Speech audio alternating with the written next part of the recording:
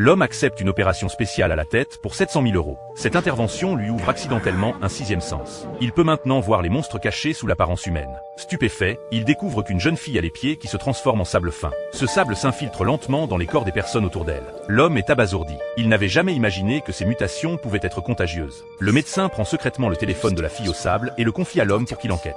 Après avoir examiné ses comptes sur les réseaux sociaux, l'homme découvre qu'elle cache une profonde insécurité. Il réfléchit à la façon de l'aider à sortir de cette situation. L'homme donne rendez-vous à la fille au sable. Il lui récite directement les textes qu'elle a écrits sous l'emprise de son manque de confiance. Pendant leur conversation, l'état de sablification de la jeune fille s'aggrave rapidement. Un bras étranger sort même de sa bouche. L'homme comprend soudain. Le sable sur le corps de la fille est en fait la matérialisation d'innombrables mots.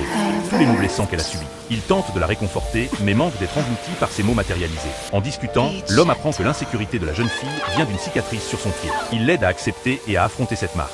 Ensuite, tout le sable de mots disparaît de son corps. Mais le lendemain, l'homme découvre avec horreur que ses propres mains et pieds commencent à se transformer en sable et métal. Il consulte immédiatement le médecin pour comprendre ce phénomène. Le médecin lui explique que lorsqu'un muté retrouve une forme normale, ses caractéristiques mutantes sont transmises à celui qui peut voir la vérité. Le médecin montre à l'homme un tableau. Un autoportrait laissé par la dernière personne capable de voir les mutés. Le médecin explique que la contamination de l'homme est due à ses propres traumatismes intérieurs, mais l'homme refuse catégoriquement d'accepter cette réalité. Soudain, l'homme craque émotionnellement. Il saisit le médecin et exige qu'elle recouse immédiatement ses blessures intérieures. Le médecin accepte cette demande, mais au moment de préparer l'opération, l'image d'une femme vêtue de rouge apparaît dans l'esprit de l'homme.